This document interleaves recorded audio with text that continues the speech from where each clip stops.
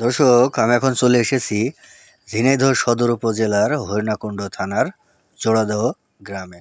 দর্শক, আপনারা দেখতে পাচ্ছেন এখানে কিন্তু ইংরেজরা বসবাস করত। ইংরেজদের এই স্থাপত্য মাটির নিচে ঢেকে গিয়েছে।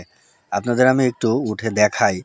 দেখুন, আপনারা দেখতে পাচ্ছেন যে এখানে কিন্তু বন জঙ্গলে চারিপাশটা কিন্তু আপনার ঢেকে গেছে এবং এখানকার যে ছোট ছোট ইটের যে টুকরোগুলো পড়ে আছে, আপনারা দেখুন, দেখতে পাচ্ছেন অনেক পুরানো, আজ থেকে 200 বছর আগের পুরনো এই ইটের ছোট ছোট ছাদের অংশ এগুলা।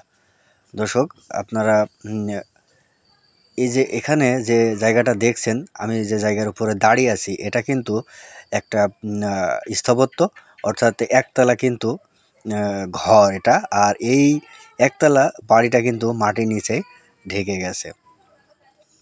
তো এই যে আপনারা দেখতে পাচ্ছেন এই চারিপাশটা, এখানে কিন্তু নীল চাষ করতো, নীল চাষ করা হতো।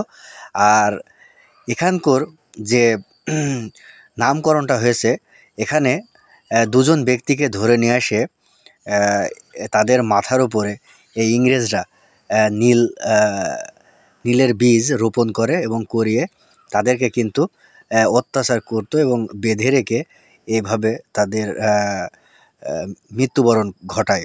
অর্থাৎ তারপর থেকে কিন্তু এই জায়গাটার নাম হয়েছে জোড়াদহ, অর্থাৎ দুইজনকে তারা একসাথে মেরে ফেলে। এই জন্য নামকরণটা কিন্তু তাদের নাম অনুসারে কিন্তু হয়েছে এই জোড়াদহ।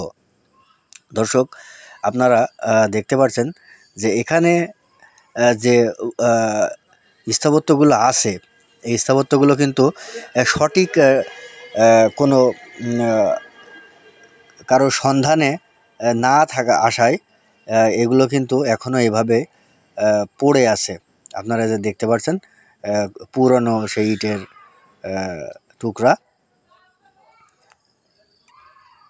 দর্শক, IP Press 07 ক্যামেরায় এটা ধরা পড়েছে।